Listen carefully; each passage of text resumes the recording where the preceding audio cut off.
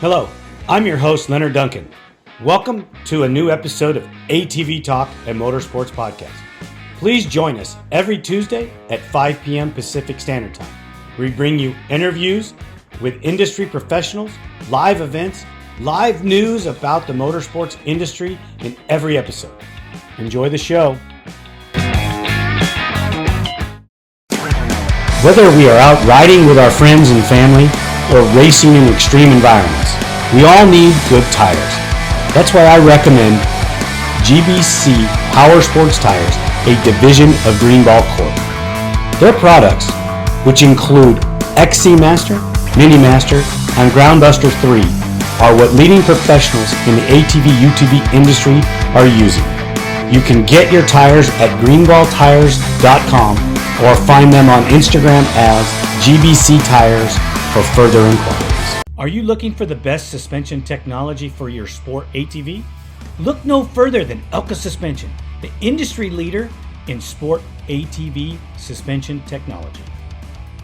With championship wins in prestigious events such as the Dakar Rally, Score, Best in the Desert, ATV MX, Cross Country, and Works, Elka Suspension has established itself as the go-to choice for athletes and enthusiasts alike. But they don't just stop at ATVs. They're constantly expanding into new markets, including UTVs, trucks, SUVs, pit bikes, snowmobiles, and more. Their commitment to innovation and quality means they're always looking to improve and adapt so you can enjoy a smooth ride wherever you go. Want to learn more about what Elka Suspension can do for you? Visit their website at elkasuspension.com or give them a call at 450-655-4855. They will always be happy to answer your questions and help you find the perfect suspension solution for your needs. Welcome to DBR Racing Products, the leader in 3D modeling and innovations. Since 2015, they have been revolutionizing the industry, starting with their groundbreaking YFZ 450R battery boxes. But they didn't stop there. They have continued to push the boundaries, constantly improving their design with each new version.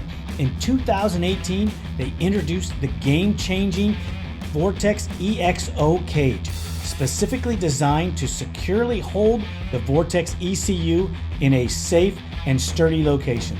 This breakthrough innovation ensures your ECU stays protected even in the toughest racing conditions. At DBR, they understand that every detail matters. That's why they also offer an array of essential products to enhance your racing experience. Their spark plug hold downs keep your engine firing at peak performance, while their LTR breather boxes ensure optimal ventilation for your machine. Their LT250 engine skid plates are a must-have for those seeking unmatched protection. Engineered to shield your engine from impacts and rough terrain, they provide the ultimate defense for your ATV. But that's not all. They've developed ProPeg mounts that allow you to use TRX 450R Nerf bars, giving you greater control and maneuverability on the track. To explore their full range of innovative products and learn more about DBR Racing, visit their website at www.dbratv.com. You can also reach them directly at 507-828-1233. Their knowledgeable team is ready to assist you with any questions or inquiries. DBR Racing Products, where innovation meets performance. Unleash the power within you. Steve Wright, welcome to ATV Talk, man. How are you? Good. Thanks for having me. Oh, dude, it's my pleasure, man. It's awesome. You know, when I started this whole gig, the whole thing was about history. Okay? So you being one of the early riders, you know, you were riding for, 3B and you rode for Honda and you were even doing stuff with my dad back in the old 90 days. So I had to have you on. And early on, I don't think a lot of people understood what I was doing, including yourself, really, what's it all about? Blah, blah, blah. And I can understand why it took so long for you to come on is because you had to figure out what I was doing. Yeah. And I got to apologize to you for that. I think I was just more nervous I am not comfortable in these environments right. But hopefully you'll be easy on me today and we'll just kind of chat and have some fun with it, and it was awesome talking to your dad. And I don't know, I was thinking about it driving over here. It's been like 45 years of my life. Yep. I'm 62 and some just great moments. You were just a kid. I won my first championship at Speedway 117, I think at 16. Right. I couldn't wait to get that. I think it was Speedway 117, get that red championship jacket on a ATC 90. Right. And then my brother taking me to the Pat Benatar concert the same night. And I thought I was just living the dream, Wow. And she's been around a while, hasn't she? Yeah. So how did you get into ATVs? Well, I had motorcycles. I had a TS Suzuki, and I just thought they were different. They were a little harder to ride, a little more challenging maybe. And so I just kind of would have swap meets. I lived right by the swap meet. So I'd go around neighbors asking for all their junk. And then I just end up selling it, and I go, I'm going to buy me a 3-wheeler. So I just kept buying one. I got the 90, then I got a 185, and I just got really hooked on 3-wheelers. And then my buddies all raced motorcycles and said, hey, why don't you come out to South Bay Speedway? It was probably 1975, 76. They're going to start a 3-wheeler class. And I'm like, oh, really? Because I was just a flag boy. I'd go out there and flag for the motocross when the Dan Basil and all those guys ran the track. And then once I went down to Builder's Emporium and got a number 33 precision tape number plate and taped it on my 90, and I was hooked ever since. I think that's, if I answered it, that I loved 3-wheelers ever since. Isn't it amazing when you think back of all the names for all the early 3-wheeler racers? Most of them came out of Speedway 117. It is, it could be anywhere in the world, right? And that's a unique, as we'll get into that, where, I looked up to Dean Sundahl, and he lived maybe a mile or two from me. They were older than me, and Mark Waxendorfer, and they were just kind of the godfathers. They were just. They were it. They were it. Yeah. The Sundahl slide, and you just wanted to copy. And those guys, were, they were it. And so they set the bar, and we're just always chasing it. And it's just crazy where the sport got that curve where it took off. Right. And, like I said, when the first, I think 80, 81 3-wheelers showed up, and they had Mark and Dean ride it. Right. I think they pulled it out of a box van, Wes McCoy and a bunch of Honda engineers. And then we were like, wow, this is a lot different than our little 90 toy, we were having fun on. Well, it made it real. Yeah. And, and then Honda did really take a deep dive into it and advance the whole sport. Talking to some of the older guys, learning that Husqvarna was on the verge of taking a big chunk and building a machine that was going to take over where Honda wasn't. And Honda couldn't have that. Yeah. It seemed like even when I was doing Yamahas, they were showing like they wanted some of that pie, but we were in what was called at Yamaha. I worked with the factory guys, but they were in special projects. So we were never under the race team. Right. So it was a guy named Mike Wilkinson and a guy named Rick LaFrancois. And they were just teasing me and giving me parts and discounts and to go try to get to the track and compete with the Hondas. So I always believed that, they were going to be like Honda and start a team. Right. They always led me down that path. And They only made the Tri-Z 2 years, right? Yeah, 85 and 86. I always call it that, the Tri-Moto or the Tri-Z. Tri-Z was the 250. Yeah. Tri-Motos were the 125s. And then we made an aftermarket at Brock Glover's shop and put a YZ 250 in it Right. to compete. And it was competitive with it. Right. Bobby, Wasn't Ace Williams I remember involved in that Bob too? Ace Williams. Yep. Bob Ace Williams, no longer with us. But he actually gave me a break and put me on that bike. And then he had a bad accident. Right. Isn't that how Marty got out there? Was the And let me tell you the 3B? story, what I think of Marty, how he got out here. We were going to an Iowa National. Sometimes, we were getting nationals now. Mm-hmm. Honda was putting them on. And Marty, I believe, was on a Yamaha too. So we went back as a Yamaha, trying to always be the underdogs. And I met Marty there, and we had a lot of time to chat. We somehow got rained out, is what I remember. And it's a crazy story. Got to chat with Marty and said, "Dude, you should come to California. You're fast." And I just had small talk with him, because if you know Marty, he's pretty Right. quiet. And I'll be damned. He had to have been 17, and I remember him. He was like a senior in high school, I think. We'd have to ask him. And he had this blue Toyota truck. Yep. And he goes, I still talk to my kids about like that. If, always chase your dream. My one son fishes. And, wherever. If you got to go to North Carolina with the best fishermen, then go. I won't hold you back.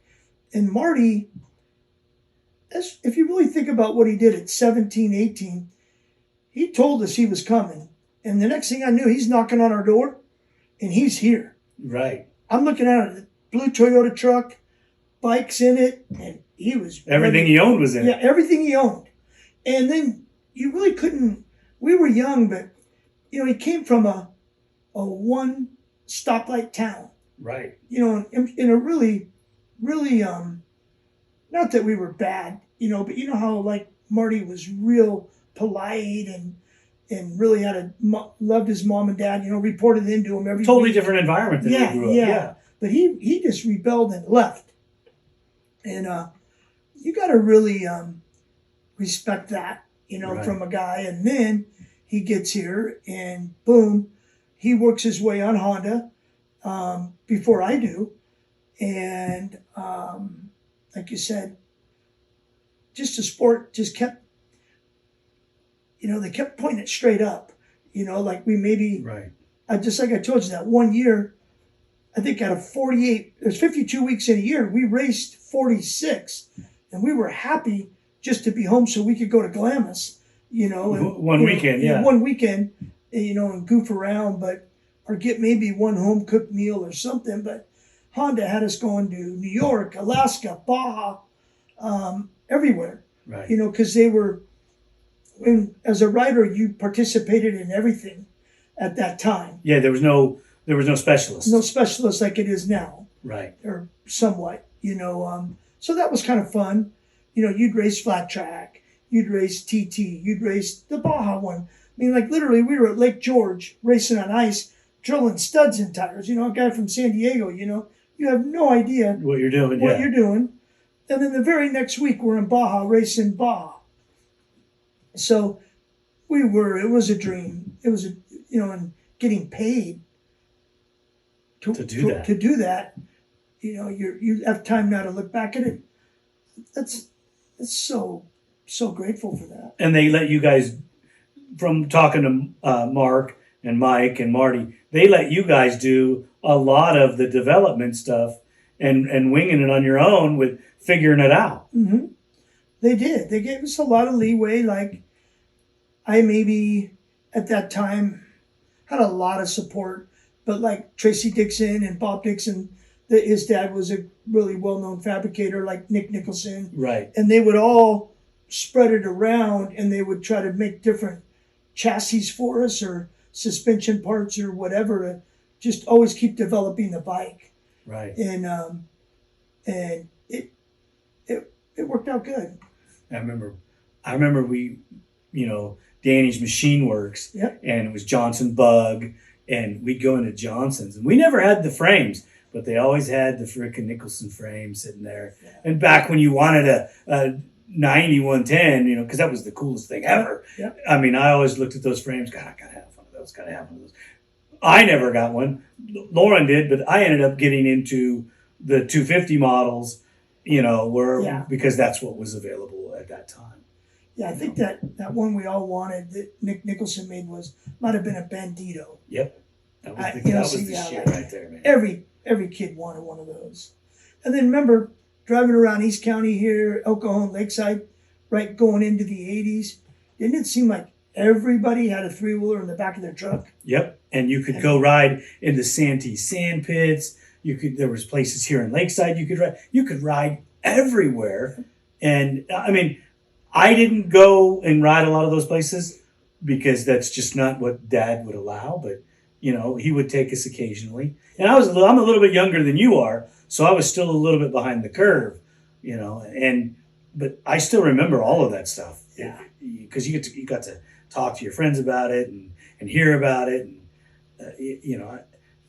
you're also looking at it. I got to look at up.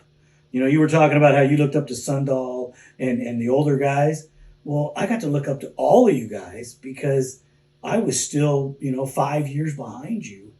And, the Sundahl slide poster was on the shop. I think we have it rolled up somewhere in some of the archive stuff that we have kept for over the years because that was just the coolest stuff. Yeah. Remember the Honda Attitude? Yeah.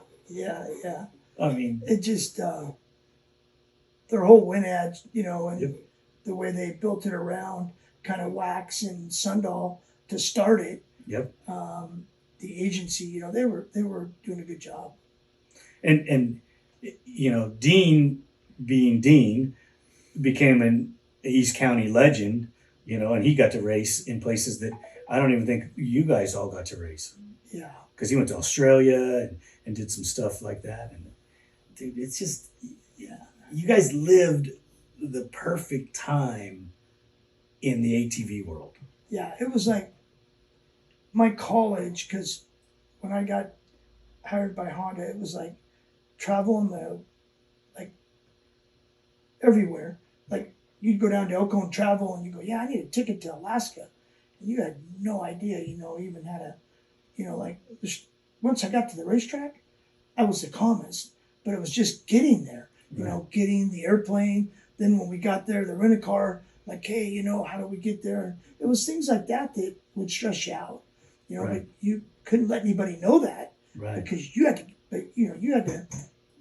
to stay composed, get your first credit card, and just Honda would reimburse you, and they just would give you your schedule, and you got to be there. Right, they didn't care. But Don't be late. But it was great. Where in Yamahas, like Marty and I, we were driving to all the races, but the minute you get picked up by Honda, that was the perk. We basically flew everywhere. So that made it nice. Once the I think more like in '85, they had like kind of a coast to coast, called it the GNs, the Grand National Championship. Right. So we could race here, and then we would race in Gainesville, Florida, Dade, Miami. The whole series would go all over the country. And David Eckert and I think Honda Honda was really putting the money behind that to make the sport grow. And and it did. It did. I mean, they did amazing things. I've talked to Mike numerous times. He's been on the show quite a bit. Mike Cope? Yep. Yeah. Just like you standing and talking with Dad, every time Mike comes over or when Mike and Wax come over, Wax has got a truck like Dad's. So they always, start talking about all the things that I wasn't privy to and the shops that were in town then and just the things that you could be exposed to in Southern California at the time, from the driveline place or the guy that was building car heads and just all the cool stuff that was going on here in Southern California that I don't even think that most of the fans or the kids today even get how cool some of this stuff was. Yeah. And it's just great listening to you and Dad talk. It was awesome. But where I was going with the point on that is, at least I lost track of where I was going, but That's all right. we'll catch up in there somewhere. It's just so cool to hear the stories of what you guys got to go do, and like you said, you were 22. Yeah. That's when you signed with Honda? It had to have been 22, 23, and it was. Did you have a 3-year stint with them or a 2-year stint? 3, maybe 4. I know I won the championship, the one that I cherished the most, in 1985. Okay. We won the desert, and then we won. Remember, there was only 4 bikes built in the country that Japan sent over, and they were a 200R water cooled. Yep. And you raced one of those. I raced one of those, and when you just get a bike that fits you well. Marty was winning everything at the time on the 250. We were living together a lot at the time. I was on that 200, so we trained together. We helped each other, and I just had the best year of my life on that 200. And that's when they broke it away from the 4-strokes. Right. And there was a lot of competition in there, and I was just so happy that was probably, I consider, because I wish if anything I could have, I wish I had that bike sitting right here, because there's only 4 of them. Right. And then 86, I believe, I got picked to transition. That's when the 4-wheeler came out. And then first time we debuted it at Parker off-road race, it won, and they got a win ad. So, because Honda's like, hey, first time we got it dirty, it sweeped up. That was, big time for them to beat the Suzukis. Right. The Suzukis have been out for 2 or 3 years. Right. So Honda coming right out of the gate and winning the first off-road race. And then I was picked to do the short course. And that was tough. I don't know where to start at the beginning or the end. If it was I did it 1 or 2 years, but I know I lost the championship. I'll never forget. I had it sewed up if I just finished at San Antonio. If we go back and look at the records, and Marty had already won the 250, 3-wheeler. Mm-hmm. And we had this kid, I was like 23, Rodney 24, Gentry? and Rodney Gentry was like 18, and the kid was fast. But he crashed, so I think I was more consistent. He was faster than me, but I was going to win the first year on a 4-tracks. I had the championship, and clutches never break or whatever. I was so upset at the time, going through the hoops, and the thing just quit. And the only way I could lose a championship that year, I lost my bonus.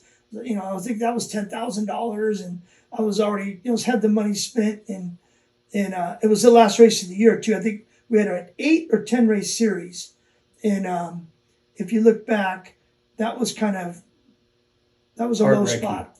Yeah, and then I believe jumping forward, 87, that's when the sport, I think, started falling apart. 87, Honda pulled out. Yeah, that's when we got that death call. I think I had 2 years left on my contract, and that was just, I think all of us handled it differently. You just remember Barbara Walters. Did they pay those contracts, or did they cut you guys loose? I think they just cut us loose and didn't pay. Yeah, and it was a bad deal. Because you're living life. You're like, this is no way this is happening. It's like that's where you don't get too high on the highs and don't get too low on the lows. But I just remember that was devastating, and it just went worse when all the attorneys are knocking on our doors, trying to get us to testify because there was just so many lawsuits. And I just didn't want to go down that path. So that's kind of when, and I was a little injured. I had ripped my muscles off my scapula, and your attitude's in this shitty because everybody's done. And I think so that's where I decided I was a little bit not into it and a little bit hurt, and I wanted to turn one of my sponsors that I saw a demand for Life's a Beach Clothing, and that's when I opened up my first store. So I kind of put basically my heart and soul into that, and then didn't even really. It felt like forever, like 10 years, even really ride or anything. I was kind of depressed about how it ended. Right. When it just could go like that. So everybody out there, you never know when life's gonna throw you a curve. Right. Like literally changed overnight, don't you think? Like it did. We got the call. It did. And like what I was going to say is I was talking to Mike, and he goes, in '85 he wins the race back east. He's on a super high. Just won. He's freaking great. And then he watches 60 Minutes, and they're destroying three-wheelers, and he just knew right then, we're done. Yeah. He said that's gonna destroy it. Yeah. And it ultimately did, because three-wheelers in '86 ended, and then in '87, I think Marty was the only one that got a support deal. Yeah. And I think that's when he met your brother Lauren. Yeah. Yeah. A lot of people don't know the story. I love the story. I think I have my version, but like. So we had it was a Saturday, mm-hmm. and we were out at Danny's Machine Works, which was down on Prospect Avenue, and the only bike we had out was the 82 250R, and we had an IRS machine where it had a rear suspension, and it had a 200X front end on it. A really cool machine, hard to ride, but really cool for the day. I mean, it was awesome.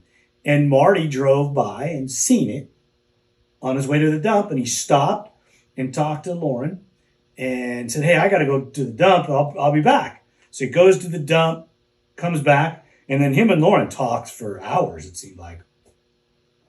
And I didn't know who Marty was. You see everybody with the helmet on. You don't know. Yeah. I knew you were. I knew Dean was, but because you guys had came in the shop before. Yeah. But Marty had never came into our shop before.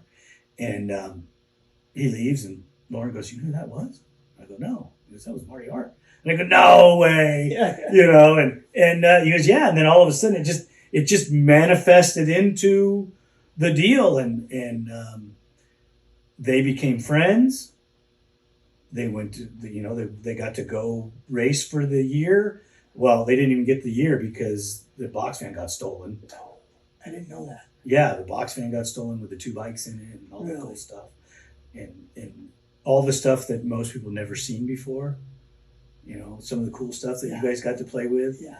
And I didn't even know what I was looking at back then. And nowadays, I think we still have one of the steel clutch baskets that they made, that Honda made for you guys.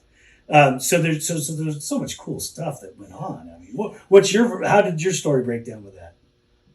Similar to that, where I didn't know how he stopped by there and met him, but you guys from a local level, were always really popular. You, Lauren, especially your dad, your mm-hmm. dad being the kingpin, and then Lauren, really, everybody knew. And then when I heard Lauren and Marty were going to take the box van and maybe get parts or something from Honda and go still chase the dream, right? Right. I thought, and then maybe you can explain too, remember Marty and I both, but mostly him, but we had a private track out here off of Descanso where Paul Turner, I want to know then like how you guys we knew Paul Turner was really smart engineer, but he didn't like to deal with customers. Right. So somewhere along the line, Lauren hooked up with Paul and got the distribution. And obviously, tell me if I'm wrong, but everybody wanted Paul Turner stuff, even after the sport we thought we're out of it. We think it's dead. And it was still huge. And it was huge. Right. Missed the point. But Lauren and you guys stayed in there, and am I wrong? But that Paul Turner sold more pipes than probably anybody. We're still selling them. Yeah, we're still selling them. And in '87, Lauren and Paul met. Okay. And Lauren, being on the road for the times that he got to be on the road, got to spend time with Paul. Obviously Lauren already knew how to machine stuff and already knew how to port, but he didn't know how to port like Paul Turner ported. And Paul sat him down and helped him with some stuff and showed him some tricks. And they became friends instantly. And, those three mountain bike together. And Lauren's not a mountain biker, if you know Lauren at all. He's not going to go. That's not his forte. And he said they're out in Colorado mountain biking, and Lauren's giving it all he got. And Paul rides up behind him and puts his hand on Lauren's lower back and pushes him up this hill as they're riding, and Paul just says, keep pedaling, we'll get this. Yeah. So Paul not being the businessman and Lauren being the businessman, they formed a partnership. And Paul, not a lot of people realize how Paul Turner was a genius. Yeah. He still is. I mean, super brilliant man. He had a notepad next to his nightstand. This is how I was told. Paul and I have probably said 12 words to each other the whole time, this whole thing's been going on.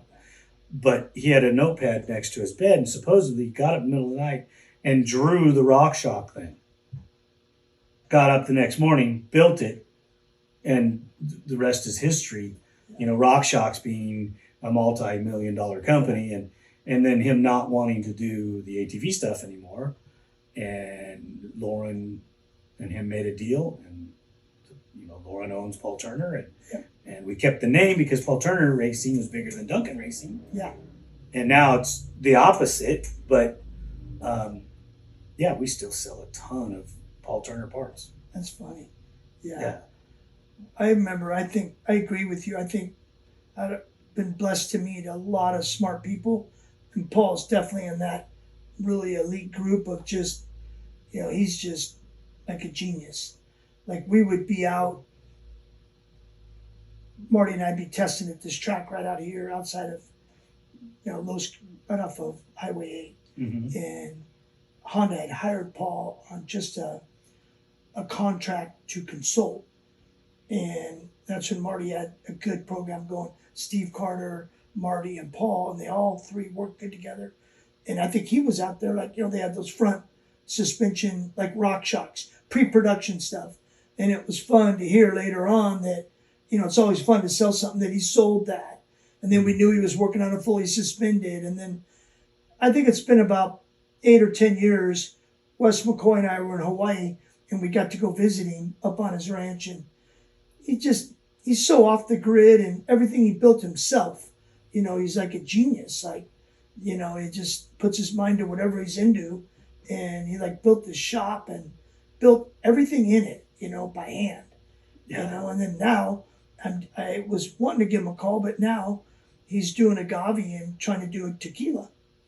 Is what I hear. Honest, because he has Paul, if you listen to this, dude, you need to call me. My father-in-law, that's how my father-in-law made his living. Not only did he sell tequila, he grew. Oh. And I believe Paul's grown it. Yeah, so my wife is from Guadalajara, and the tequila train is in that area, and all the guava, or however you say it, is all grown in that area, and it's huge. Their whole family is into it. And a few years ago, we were supposed to start investing in some fields. I don't know if we are or not. My wife handles that with her family, but it's cool because you go out there and you get to see things where they're growing it. And so you've been out to Campo, right? Yep. Okay. Well, you go to Campo and you walk around Campo and you look at Campo. When we go down to Guadalajara, where my wife's parents' home is, you'd think you were in Campo. Really? It's the same plants, same trees, same cows, trails. It all looks identical. Wow. And you're in Guadalajara. That's cool. Yeah, it's pretty. I love going down and spending time down there. The people are just fantastic. I mean, you spend a lot of time in Mexico, Yeah. Baja's a whole different animal. It's amazing, isn't it? It's fun. I'm getting excited. When's the 1,000? The 1,000, I leave next Tuesday, and I haven't chased a motorcycle in about 9 years, maybe 10. Mm-hmm. I did Johnny Campbell's team 10 years in a row, 9 years in a row. And then when Honda pulled the plug on Johnny, I transitioned into Team Vadosila, which raced trophy trucks. So I've had like an 18-year stint this last 18 years, and can't believe it's gone by so fast. I've been chasing Tavo in a real top-notch team. Been really fortunate to work for really good people. Mm-hmm. And right now, Mark Samuels, you probably heard of, he's gonna won the Baja a couple of times, I'm sure multiple times. I'm gonna fly for him for the beginning of the race, and then I'm gonna get off him, fly to San Felipe, then wait for Tavo to come up in the morning, and then go bring Tavo to the finish line. So it's gonna be a long day, and I'm excited about it. Does anybody ride with you in the helicopter, and how does it work? Paramedics, mostly is the main thing is safety for the helicopter. You know, especially on a motorcycle, you know, you want to kind of get a paramedic there and get them stabilized, and then we call in, score, and they bring in the helicopter to move them around. But I was real fortunate that for the 9 years, you know, those motorcycle guys and everybody going backwards on the course and the booby traps, and those guys are so fast. But I got to tell you, I think in 9 years, we were just pretty lucky and blessed. Mm-hmm. But preparation. Ogilvy was the man, wasn't he? Yeah, and Ogilvy, I think Johnny Campbell will tell you, he learned everything from Bruce Ogilvy. And when Marty and I got thrown into Mexico, I got Bruce Ogilvy's dad, Don Ogilvy, to take me around. So, you know, my learning curve went up because, you know, our asses would be hanging out. I'm going, come on, Don, man, we don't got a pre-run today. Nope. 8 o'clock, be in that van. And, you know, and he dragged me and Marty and all of us. And, you know, that was Bruce's dad. Mm-hmm. So I felt really honored that I got to learn Baja from really some of the best. And being down there now still, Bruce died, you know, years ago. But Larry Rosser's still down there. And he picked me up a few times. One time down in La Purísima, I got blown in one of those cactuses. And you know how those are. Oh. And Larry was I think on a Husky, and we were in front of him, so he had some time to come over and check on me. And you know, we pitted every 50 miles, and that's how I met Larry. You know, you're out in the middle of nowhere, and that was really nice of him to, you know, I didn't know where I was, and you know, I got the bike into the pit, and they made their repairs, and the next guy took it. But lots of close calls down in Baja, as you know. Which, you know, I was very fortunate when my Baja stint came. I only raced in Mexico one time, and I raced through the Best in the Desert series. With the one race they had down there, I didn't go race Baja. You know, we were scared of it. And now I would think that ridiculous. Yes, there are things, but if you take all the proper precaution and do your work, you're going to be okay. I got to spend my time as the crew chief chase guy, and I would prepare the machine. I would come down. I would work with Craig Christie on logistics, and he would have it. He'd usually, because of Google Maps and everything, he'd have it all laid out, mapped out, where everybody was going to be. And so the 250, you know, San Felipe, how many pits can a guy make? Yeah. I could make all but the remote pit in a truck. And nobody else did, but I did. You know, I'd go all the way to the top, come all the way to the bottom, meet in the middle, and then go to the finish. I don't know. And that was just driving because I was a freak. I had to see my bike. I had to know. Yeah. You know, I just had to know. Did you speak the language? I'm married to a Mexican, and she speaks fluent Spanish. It's her first language, and I speak nada. Yeah. I'm like still saying after all these years, I got poquito, you know, very little. And that's a little, you know, it's not comfortable. Even when I'm getting ready to go down next week, it's still a hindrance because I can't communicate when I have a problem. But you can. You just... Yeah. I mean, I've traveled all over. I've been blessed too to go all over the world, and most of the teams that have hired me out of the country if you have an English speaking team, you got lucky. Yeah. I've went to teams that all they did is speak Polish. I've went to teams that all they spoke was Spanish, and you just grunt, hand a wrench, do whatever, and you figure it out. And my wife, the odd thing about it is with my wife, when I met her, I understood her, and I understood her Spanish. I do not and did not understand Spanish. I mean, when people are talking, I don't get it. When she talks to her daughter, talk to her sisters, I'm out because I don't get it. But I've been very blessed to understand my wife. So when she talks, we can have a Spanish-English conversation. Blows people's minds because then they'll talk to me in Spanish. I'm like, what? You said what? And they may have said the exact same thing she did. I just don't understand. So interesting. Now we're bringing the translator out, right? Yeah. It was kind of funny. We were down, and she's going to nursing school in Mexico, and she had me come down to be her patient, and that's an experience all on its own. And her and the girls were all talking, and I understood what they were saying. So I was kind of happy that I've been around enough to where I didn't catch every word, but I got enough, and I deal with quite a few people from Mexico. So I can understand enough to get by. Can I say anything? No, I can't speak it at all. So that's awesome. But I love Mexico, and I love going down. And there's just so many things that you can be blessed to get a chance to go there. I know it's much different now than it was for you guys did. Yeah. But I feel like I'm really lucky now that I could race it for all those years. And then now flying the helicopter, I got the best seat in the house, kind of. Right. With not the risk factor and just watching. Well, I wanted to ask you a question about the helicopter. We're taking a race truck, or we're taking a quad, we're taking our ATV, our motorcycle, whatever, and we're tearing it to the frame, and we're rebuilding it, going through the whole thing, making sure the motor's perfect. Do you get that extensive with the helicopter as well? Yes and no. Aviation works a little different. There's 50-hour, 100-hour inspections. So the mechanics come over and go thoroughly from top to bottom through it. And it just got out of that.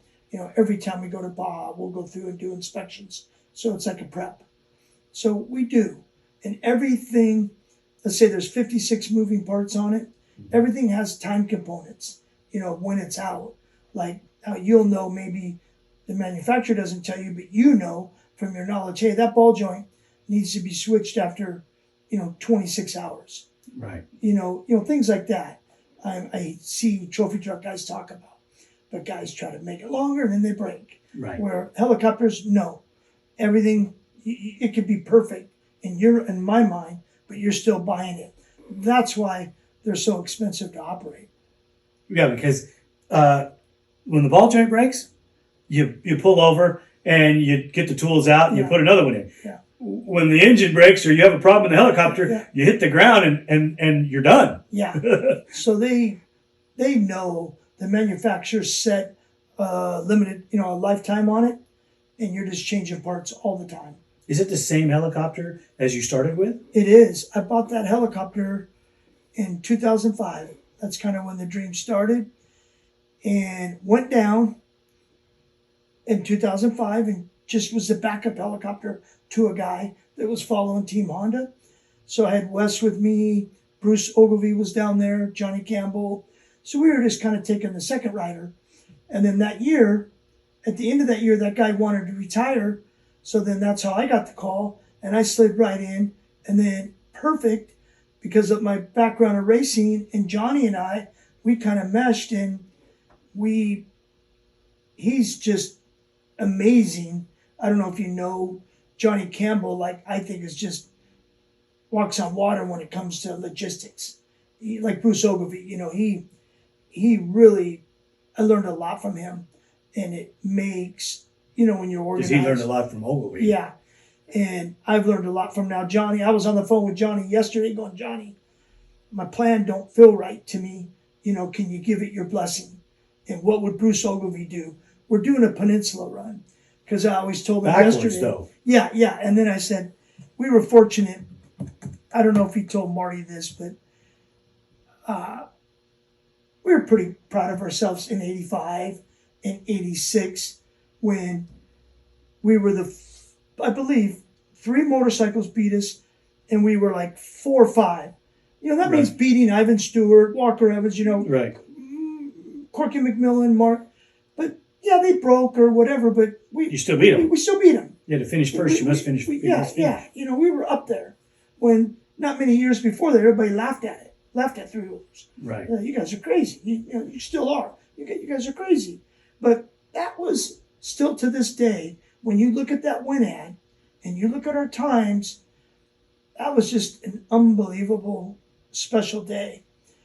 And but it was loop races, I believe. So Bruce Ogilvie, he was, a really quiet man. And he come up to me one day after I'm like, yeah, I won the Baja 2 years in a row. And he goes, let me just tell you, Steve, you're not a man until you do a peninsula run. And I'm like, just took all the air out of my sail. So, because they only ran peninsula runs, every 3 or 4 years? There's so many, yeah. Yeah. It was just real special. And I never won one in a peninsula, Did you ever get to race one? Yeah. And actually we did. I think Marty and I and all at the end, when we knew we were just getting fired, we got the news in November, but we're like, let's go still race it. And we did. And then I think we got down to Constitucion and never, they don't go out. But it was just the main seal went out in the crankshaft. And we just decided, we were already kind of wounded, so we just, parked it in the van and drove home. But other than that, I don't believe we DNF'd too many races. But never. If things might have been different, you might not have DNF'd that one. Yeah. And then, we wanted to beat, I think Sundahl that year was on a Banshee. Mm-hmm. So, we want to still prove our point that, that we could beat him still. And, but I just remember it was just a real negative time. But the point of Bruce saying a peninsula run like it is this year, mm-hmm. it is really logistically a nightmare. And this first time. Backwards. Right, first time backwards. So my first full stint in Baja was to Cabo. Really? So that woke you right up. I didn't get to go do the 250. I didn't get to go do the 500. So I'm working with Doug Eichner. We're having our normal, Duncan-owned bike deal, and it comes to an abrupt end in, September of 2007. And Craig Christie calls me and goes, "You're building my bikes. Why don't you? I need you to do this race. What's it going to cost?" I gave him a price. He says, hands me a check and, gas money and says, "Let's go." And I loaded my tools in the truck with no idea what I'm doing. And ended up not taking my vehicle, ended up getting their vehicle, and had just an incredible time. Did you guys pre-run? They did. Not you? I didn't, because I found out like right before the race to do this. Yeah. And, my brother Lauren, I've worked for him for all these years, and I've come to him last minute more than once. "Hey, I got this opportunity and I really want to go." And he's like, "How long are you going to be gone?" "Well, I'm leaving tomorrow." And what? With no time to prepare, and we just get on a plane or get in a truck and go. Yeah. And he would let me do it. And he did. And I was gone like freaking a little over a week, just to go down and back. And it was incredible stuff. Craig Christie took me all over Baja. And the deal was with that, I got home from, in 2000, that was in 2007. In 2009, it was another to La Paz. I got home from La Paz and got on a plane and went to South America for the Dakar. Oh, I was going to ask you if you ever did the Dakar. Yeah, I didn't do it in Africa, and I didn't do it in Saudi. I got to do it in South America.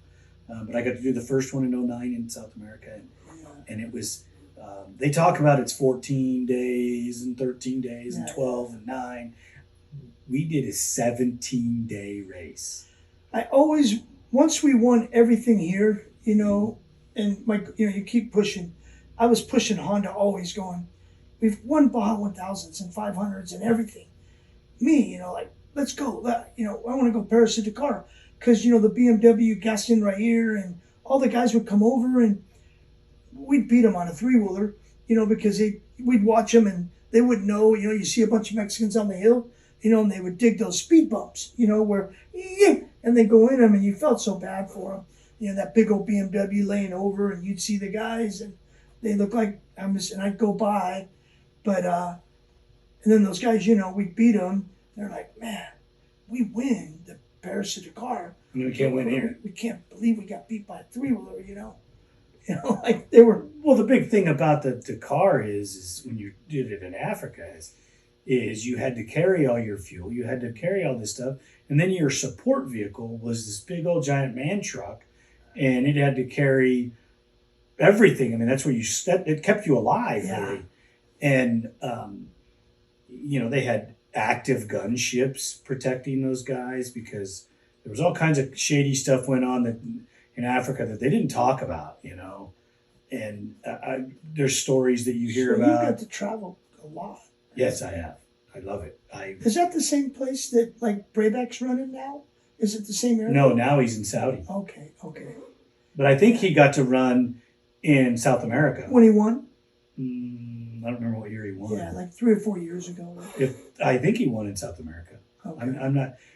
I lost track of it a little bit. I remember I started getting backtracked because I thought it was cool that they hired Johnny, to be a team manager. And Right. so I followed it and got back into it, and he was the first American to win. And Caselli was favored to win, unfortunately, and then he died. That following Dakar, he probably would have won because I was at the one the year before with him, and not with him.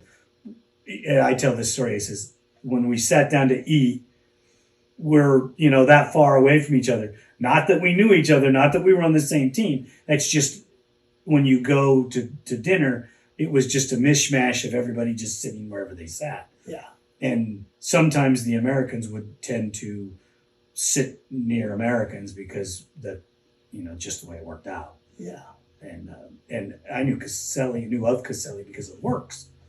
And all I the got stuff to that follow him, and that year we were battling. Probably one of the last guys that probably saw him alive. Mm-hmm. He was 30 seconds. So both I could be in the helicopter, and Caselli was there. I believe it was Colton Udall here, and he knew he had to win by like a minute and a half or something. Those guys are always within a minute of each other, and not even knowing, Colton just came over a cattle guard and tackled the front tire. But so we lost the race, and then we got. He got the tire fix, got going, and Chuck Miller said, no, you're the first bike. So in between that area we were talking, that's where Caselli crashed. Mm-hmm. And to this day, I still don't even know, if it was a cow or what happened. There's so many speculated stories, and I don't even want to tell you what the things that I know. Yeah. That, I can tell you this, that I got a phone call probably before anybody knowing that he was gone, and because one of my guys was there, and I'm working out and we're watching it on the computer, and I'm freaking pushing some iron, and my buddy's screaming, Caselli stopped, and my phone rang. I picked it up. Hey, what's up? And he tells me, and he goes, I gotta go. And you can just tell by the way he was just mortified, and got off the phone, and it was horrible because we didn't find out exactly for 2 days, really, even though it came out on Facebook and social media, and unfortunately that's how his mom found out, and this the guy was phenomenally fast. He's a fantastic motorcycle racer, motorcycle rider, and he did it from, if you look at, I know we're off track here a little bit, but if you look at his early career, you'd have never thought that kid and that guy would become the man that he was, because he was with KTM, riding KTMs at Works when I started, and long shaggy hair, kind of disheveled to clean cut, super fast, on the gas, eating right, doing all the right stuff. And just, utmost respect from a guy like me watching that. It just, not that I'm a KTM fan, but I was a Kurt Caselli fan for sure. Yeah. I've heard nothing but good about him. Yeah, just phenomenal guy. And anybody that knew him. And then he was working with Ivan. I can't think of his last name. Ramirez? Or Tedesco? In Mexico. I think Ivan Ramirez. And that guy they got a video of them guys bouncing through the desert with each other, and he was almost as fast as Caselli. I don't know. I do know that the effect of him passing devastated, KTM, the USA. They were moving, and then that happened, and it just... You notice then kind of everybody pulled out. Yeah, there was a massive problem. They didn't want to say it was that, but then I want to believe maybe the next year, maybe one more year, and then Honda, I had to move on, because they pulled out. Right. Are they back? Is Honda back? No. It's just a support deal? Support deal. Yeah, so it's not even the factory deal. Johnny talked to him yesterday. He's just still balls deep and, for the Dakar rally, right. testing. Yeah, because they want to own that, and I get it, because but if you go down and you watch, if you go as a spectator or you get to go, KTM is dialed. They have it. They own it, because the bike comes in, or their factory guys come in, bang, bang, bang, instantly. They roll into the deal. They wash the bike. That bike goes to the frame and up. And by 2:00, the tent's up, closed. The bike is sealed off. You're not touching it. Nobody's going near it. And their mechanics are sleeping. The riders are sleeping. And, they're back at 4 a.m. and gone. You do not see the factory guys there late at night. You don't. You just don't see it. And because they have the system down, they have every part they need. Other than the frame and the engine cases, I'll bet you that bike is totally rebuilt multiple times through that race. Como, and I forget the other guy's name, were doing it when I got to go and watch those guys. And it was a dogfight between the two KTM guys. And every time, I think, I get 8-9 years, Cowie came in, KTM came in. It amazed me that you could go 500 miles and whoever the winner would be, you would be within 1 minute. Right. That's still, luckily a lot of them, we were on the winning side. Mm-hmm. But, thinking about on the losing side, they're like, what could you have done? You lost by 46 seconds. Well, I finished Vegas to Reno, and at the finish line, they told me that I beat Eichner by 4 seconds. And then when it turns out and the official's all done, I lost by 26 seconds. Yeah, see, that's heartbreaking, especially for a fat guy like me. I wasn't in his caliber, but that race course and that 560 miles, the machine I was on was faster than his. How did it work out? Did you go this weekend? Did you guys have some fun this weekend? Oh, well, three-wheelers are alive and well, and people just love those things right now, huh? Well, it would have been great. It would have been great to get, we talked about you, and we talked about Mike Code coming, and Jimmy White, and any of the other old three-wheeler guys that we can get to bring you guys out and to let you ride the modern day stuff and to get your take on it. I rode 3 different modern machines and 2 different old school, and the least favorite was one of the modern machines. the BVC, YZ, it just wasn't for me. Yeah. Not saying that people won't love it and it's not a good bike. It just, me and it did not get along. I really liked the 2 4-strokes that I rode, the TPC TRX conversion, and then the WRYZ 450 conversion that GoopTech made.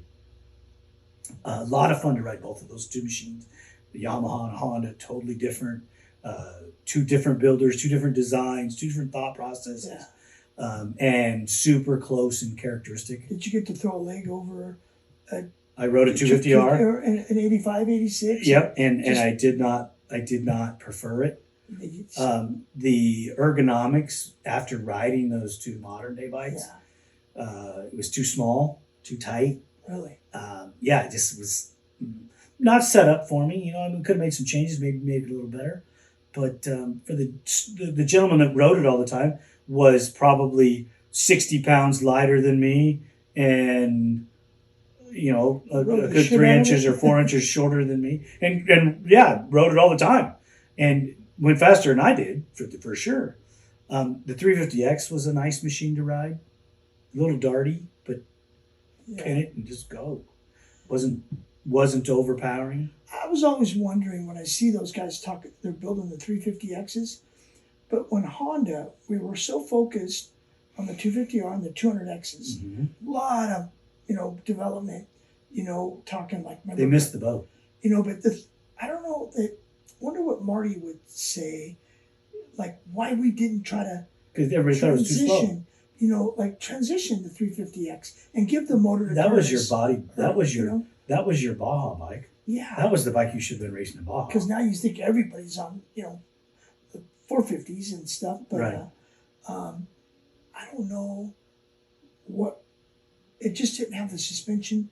They needed a lot of work. Like even it wasn't close, I don't believe, to the factory, ProLink 250R. I think it's closer than you think it is. Really?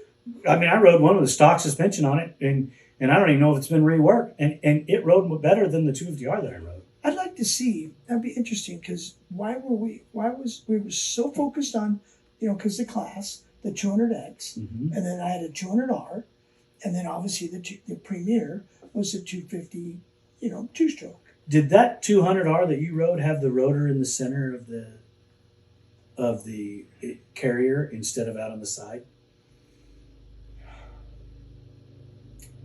I don't know, but that thing was so tricky. I think that yours did, because somebody's told me about it, and that's the only one bike. And they disappeared, didn't they? Yeah, like the guy I think that might have ended up with it was a friend of Wes McCoy's. He lives in David Eckert is his name, and if anybody's listening, and he owned a boat shop, a boat dealership, and they might have got in the dumpster, right? Because that was really what they were supposed to do, right? Because it didn't have that Honda serial number. Right. Like, I'm sure, I don't even care now, but like Marty... They destroyed so much cool stuff. Probably not supposed to say it, but, Marty rode all the Hondas, like the 250R before it came out was called an, and we could verify this with Marty, but it was called, I think, an HP7. That's what before it came out, like that's what you called it. And Marty got to ride an HP9, and it was coming. It was a 500.